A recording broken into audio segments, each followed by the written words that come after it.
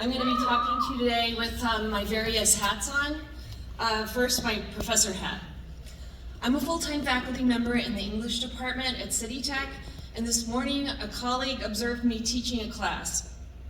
I don't know of anyone who really enjoys these classroom observations, and I was nervous. I had a lesson plan a mile long, and I also brought along several bags of supplies. In one, a ream of typing paper. In another, a peanut butter sandwich. In the third, 2 rolls of toilet paper. Why all this baggage, you may ask? There are certain basic resources we need to do our jobs, and I'm not alone at City Tech to wonder on any given day, will the photocopy machines function? In reproductions, our main photocopying center on campus, all machines were down from February 5th to March 25th. Will the machines that do function have enough toner and paper? Will I have time to go off campus and buy a meal? There's nothing on campus of substance for lunch. In our post-pandemic age, will the bathrooms be clean? Will they be supplied with soap, with toilet paper? It's a shame to have these added worries to contend with when you're planning for a class that you're being observed on.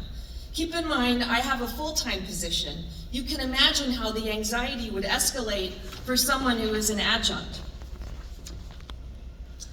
When I got to class on the 5th floor of the NAM building, which is across from this building we're in now, I greeted my students, then my observer, and then I set up shop to teach.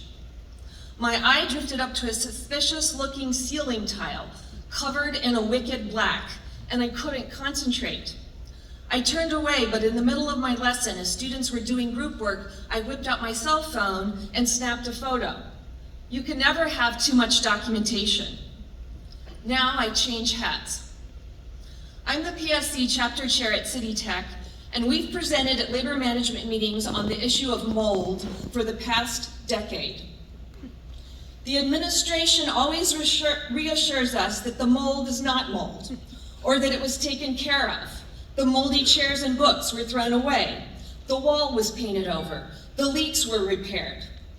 But when we ask for documentation, which is our right, we're routinely blocked. It's not a good feeling to wonder if your work environment is killing you, or if it's the reason that some of your colleagues are coughing, or worse, if it's the reason that some of your colleagues have died. Jean Hillstrom, Janet Lou Mark, Huáscar Núñez, Mary Nillis, Judith Walter, Please conclude. Aaron Barlow, Leave a copy of your Pat testimony. Ruddin,